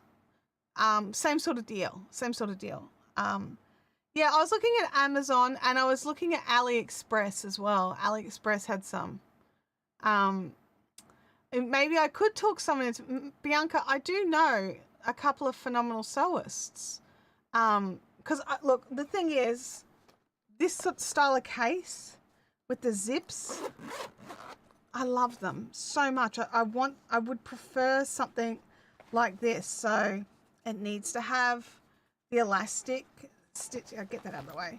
Get the elastic, a little pouch, so that basically you would, like, I've got an idea on how it would be made. So before you put the lining in, you just sew, so they line up. So stitch it all up, and then treat that just as a lining, and then turn it inside out. like, so I've got ideas on how it could be done, but it's the, and like even my friends, the sewers, they could probably look at this and just see exactly how, but like for me, like look at all this wasted space down here. If they had just brought it down a little, it would have been easier with the longer tips. Do you know what I mean? So just bring, even if it doesn't even have to be any bigger than this, just drop it down half an inch. It'll make the world of difference. So, and it just feels like there's some sort of, I mean, this one's got some sort of board in it, but the ChowGoo ones don't. The ChowGoo's just all fabric. Like, oh, here we go. You get to see what inside the ChowGoo case. It's just a mess, right? It's because I don't have anywhere to put my fixed circulars, right? Look at all these empty tip slots because they're all just, I'm like, is any of those? Yeah, there we go. That one should be, that one can come in here. What size are you? We'll fill up the gap. Are you a 375 or a 325? 325. See, ChowGoo give you tons of extra spaces. So even if you buy like a half size set, you still have that side with extra spaces and this whole, because this was a half size set. This was a small set that I bought, that I've been like filling out. I'm like, man, I must have some cables on projects.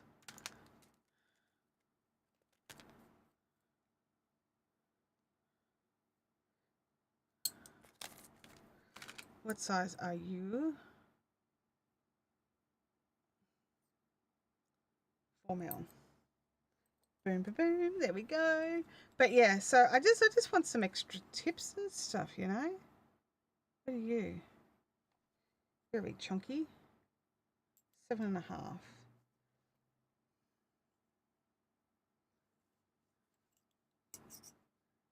That would explain why I put it in there. All right, but anyway, I just want a case. Like I'd be happy for something like as simple as that, with just, you know, lots of little. Molly says I'm just designing one for my spare needles. Yeah, like I just don't think, like, even if it just had some wadding in it instead of like this got something hard. I don't know if it's cardboard or plastic, but there's definitely something hard in there. It doesn't need that. It could just straight up be like there's a stiffer interfacing that you could use. It could totally be that. And I do love the little pouch that goes with it. I think that's very cool. That's, Molly, let me see, like when you do yours up, let me see it. I'd love to see it.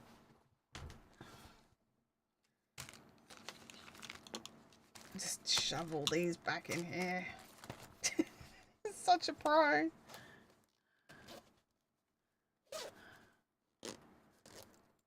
Kelly says, I love that embroidered tape with the sizes on them. That's what I miss the most. Yeah, I can definitely, I do definitely like being able just to look and see just the sizes put in. But that's not a deal breaker for me. I mean, that's a bonus.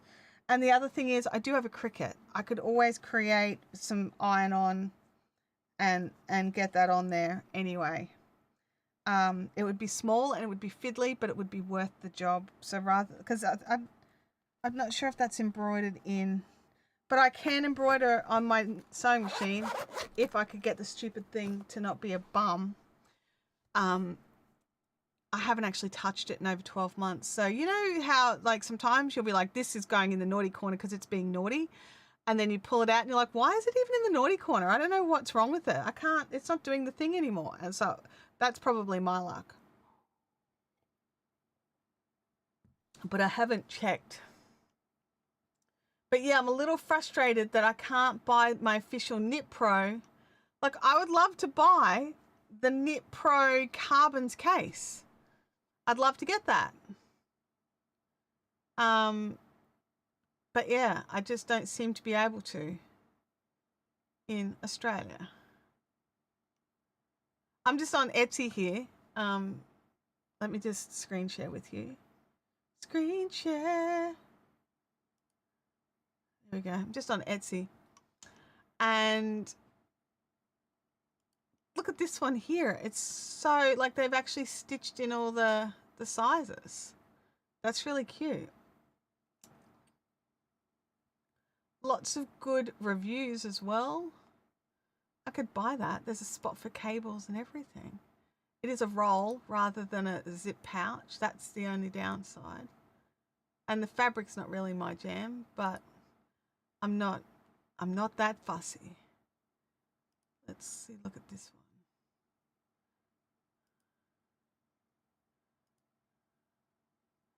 Oh, see, look at that. That's cute. Wait a second, which one is this? It looks like there's different versions. Oh, there are. Okay. I know. What's a spire? There's two different sizes, Aspire and Eternity. Like, that's annoying. Which photo is for which thing? Something's a knit roll and something's a zip pouch. Like, get you. That's see that listing? I hate that listing. I just want to say. Leanne says, I always think a good rest in the naughty corner. It just fixes itself. Amelia Nicole says, would someone going to the US be able to get it for you? I mean, possibly, but I don't know anybody going to the US, and the postage at the moment is just insane. I just sent a friend in the US 5 packets of Tim Tams, and it was $55 to post it. It just felt like such a rort. Let's look at this one. This is cute. That's cute. Looks mass produced. Is it just me, or does it feel like there's so much mass produced stuff hitting Etsy now? Like, is it handmade? I mean, it could be beautifully well handmade. I could just be judgmental. But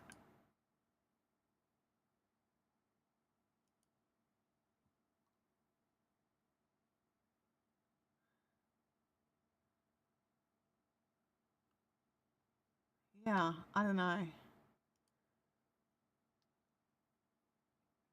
I don't want to roll. See, I've been looking at these ones, right?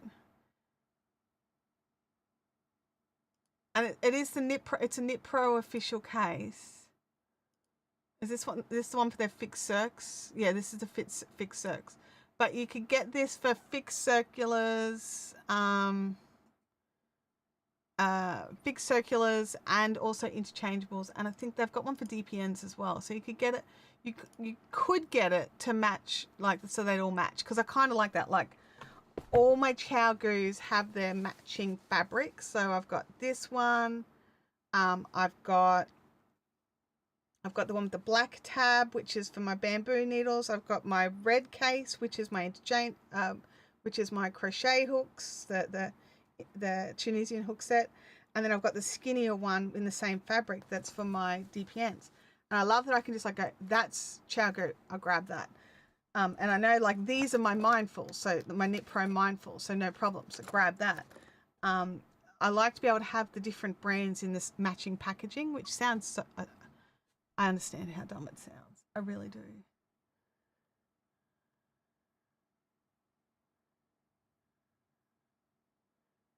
But yeah, I just want, see, I'll tell you what, I found these. This thing here looks so similar to the things that I found on AliExpress for $15. This fabric is the dead giveaway. $15 and free postage on AliExpress. So, you know.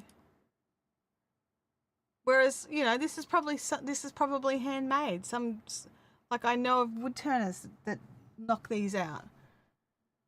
Yeah, I think people are buying from Temu and selling on Etsy at a stupid price. Yep. Amelia Nicole, can I show one what?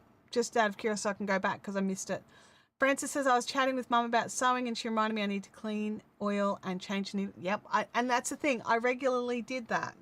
And I checked it and I always added the little dab in of extra oil and I'd clean it out every now and again. And it was still just being there's an issue with my tension. And it's not, when you turn it, it's not making an adjustment. Oh, the one I want. Oh, okay. Like, I just want something like this guy here. Hang on a second, back to here. I just love like another one of these. You know, it's not, there's no extra pockets or anything. I mean, I wouldn't say no to an extra pocket for me to put the cables somewhere, but that's why they supply the little pouch bag. But I just want something like this that I can just stick the, you know, the needles in. But I do want it down a bit further because my issue is I want my carbons in their own case, right? But when I go to put them in here, they get caught on the zip every time, and I've kind of got to pull that out all the time. Whereas with the others, these are shorter needles, so you know this case is designed for these ones, so they go in no problems. But yeah, I know, and it's just frustrating.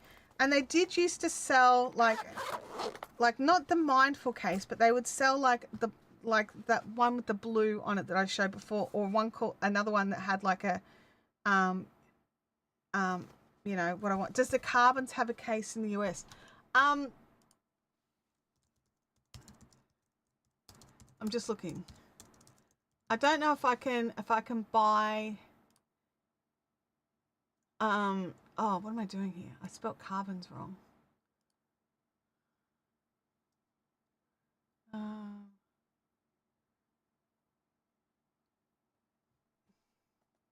Knit Pro, not Knit Picks. I'm like wondering why yarn's coming up. Knit Pro carbons. There we go. Let me look at case. Because you can definitely like you can buy them in sets in cases. And I know that if I buy the set, I can get a case, right? But what's this one? Hang on a second. Oh, it's a fixed circular. Wait, Yarnarama has. Oh, she's got the fixed circular. Oh my God, Yarnarama has one in stock. I mean, it's $58. But let me just look. That's the fixed circular. Does she have the interchangeable? Knit Pro. Let me look. Fixed circular case.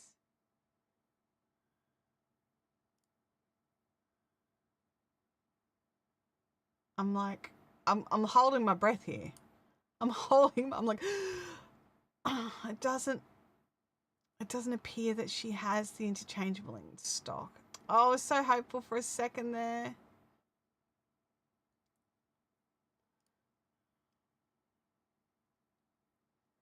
Disappointing. No, she only has the fixed circular case.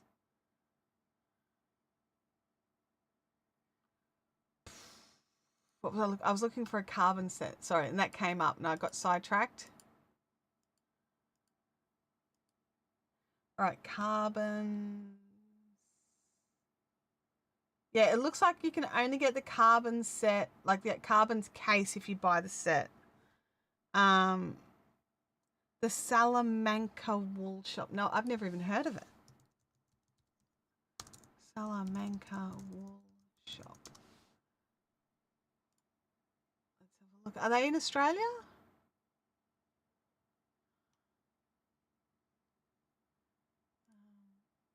Tools. Shop.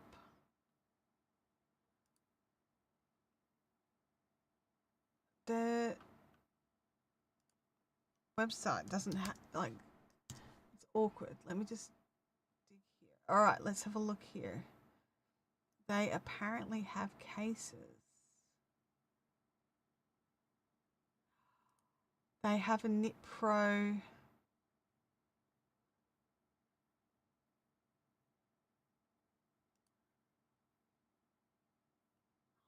Oh my God. They do. I can get leather pouches or leatherette. They look. Screen share. Look.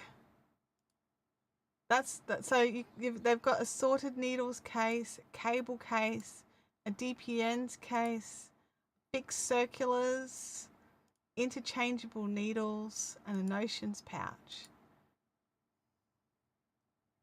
And they all match. I can get it in clay or coal. Oh my gosh. Oh my gosh. Quickly order it before somebody else does. Do I want, but now I don't know. Do I want clay or do I want coal? I really do like the look of the clay. What are you?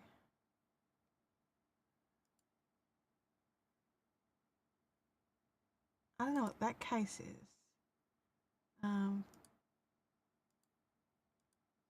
a cable case. Oh, I like that it's just a case for the cables. What are these for? Oh, this is dangerous.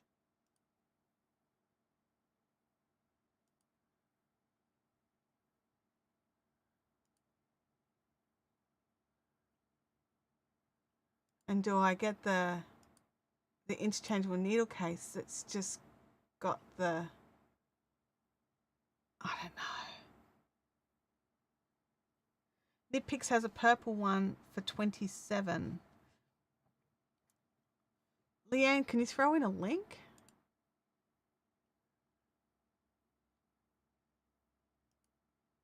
I like these. What are they made out of? They're made out of a faux suede with the faux suede lining. They're quite compact as well, which I like.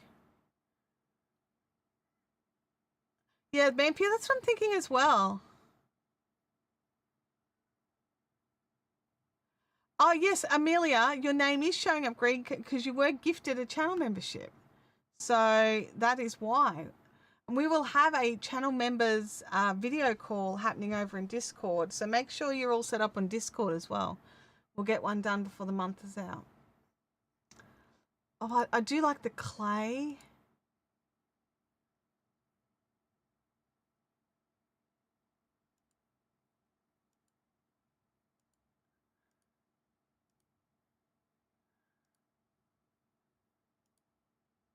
I like the DPN's case. I like that I could get them. Do they have one of everything? I could get them all to match. I could get them to match. So dumb. Leanne's got a case link here. Let me just jump back over and find that. I have to just stop the screen share for a second. Let me just jump back over to the other screen so I can click Leanne's link. Have a quick squizzy squiz. Oh, then okay, nitpicks. Yep.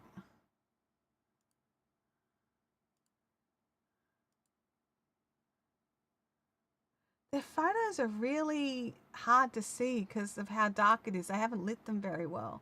But they are definitely solid contenders as well. And they're only $27. Oh, that's 27 US dollars. Hang on a second. So they're going to be the same sort of money. I actually have choices now. I have choices. Leanne, it's totally what I was looking for. So it's all good. Now it's just I have an abundance of choices. I don't know who I can't remember who did the gifting. There was a few people who did some giftings together, and so yes, somebody gifted it to you. I can't take credit for that. That wasn't me. Oh my goodness, there are choices. Matching is so nice. Yeah, that's what I'm thinking. I'm thinking that. Yes. That is so cool. Oh, I'm so excited. I'm definitely thinking.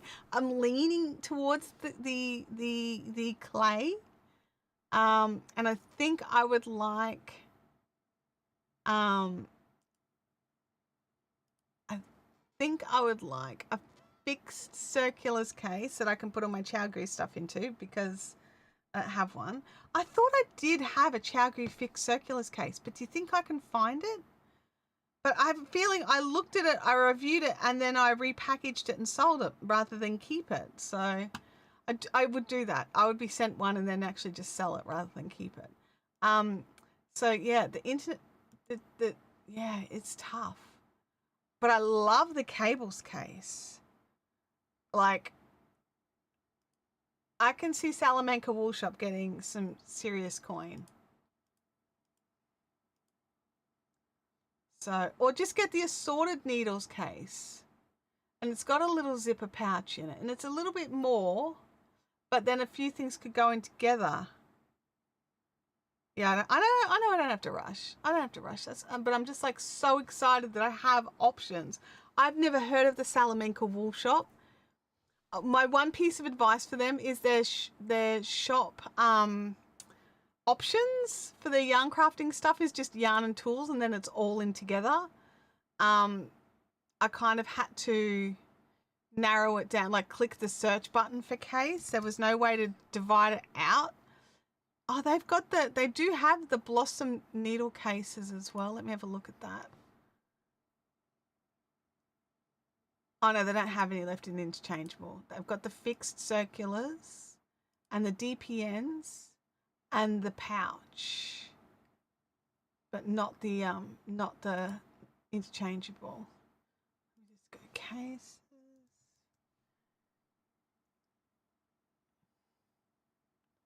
Passion needle cases, because Passion are the ones that I absolutely loved. Hang on, I'm just going to screen share. I ordered myself one of these and then it was cancelled because I couldn't get it in stock. These ones like this, love them. But again, no interchangeable. So I could get fixed circular, DPNs, and the project pouch with the roll, but not the interchangeable. Because I just loved that. I thought that was gorgeous. Amelia says it's a great shop and that they're very helpful. That is awesome. That is so cool. So let's go back to the Knit Pro needle cases. I think that was where we were. Yeah. Awesome. But yeah, I'm leaning towards the clay. And I was tossing up whether or not I should get an interchangeable and a cable case, or whether or not just to go for the straight assorted needles.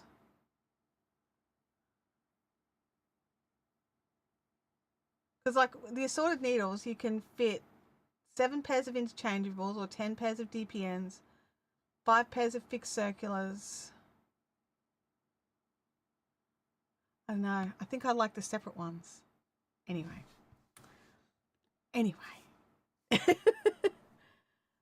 Looks like Amazon has the Passion case. Yeah, it's shipped from the US and it was $60 odd, I think. It was something like that. I was looking. I did look because I really do like the Passion cases as well. But now that I've seen these ones, I didn't know these faux suede leather ones existed, and now I'm like, I think I like them better. Oh, you found yours for $40.55 plus free shipping. I might have to look at that too. All right, you guys are champions. We've run out of overtime. I hope that you get to try some sort of organization for try for some sort of organizational, whether it's projects or parts and tools and accessories or whatever it is, to help you to next level your crafting for this year, because that's what I want to do. I've reorganized all these so I can find things easier. I've been using up like the scraps of like just using up these scraps has cleared nearly an entire cube in my Kallax, so that I can put some other stuff in there that's just on the floor in front of it. So but yeah, I'll definitely be checking these out. I'm going to be hitting up Salamanca Wool Shop. I'm definitely going to go and check out that that one that Alison's talking about on Amazon, because I'm thinking maybe I can get something in the blossom, and then something in in the passion, sorry, not the blossom. Get something in the passion, because I just love it so much. And then get the others in this faux suede that just looks really nice, rather than making it. Like if they already make one, like, do we need to reinvent the wheel? I don't know. Cleaning the Arna and Carlos. I love how they clean. Oh my gosh. You definitely need to look into like how Arna cleans. I think it really ticks off Carlos. It cracks me up. Anyway, Francis says, I think I'm going to try sewing my own spare needle pouch. Absolutely. If you've got a sewing machine that will do it, then do it. So Holly says, I finished my 2022 temperature blanket during the live chat. Yes, I'd like to see a sea of emojis in the chat for Alison's hard work, so we can get them bouncing around the screen, because this is awesome. Congratulations. That's a big task. Oh my gosh, I bet it just feels so good that it's just done. Holly says it feels so good. Oh my gosh, yeah, that is such a big task all done. Far out. It's so good. So good. Look at all the cheering and the celebrating happening across the screen. I love it. That is, oh my gosh, that's fantastic. It's so fantastic. Oh. I'm going to drink some tea. I'm not going to turn off the screen while these are bouncing around for Holly.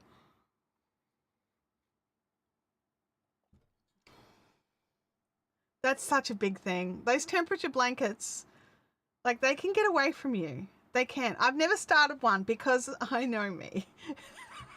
I'll be like, I'm going to start a temperature blanket in 2025, and then 2028 rolls around and I'm like, I decided to frog it.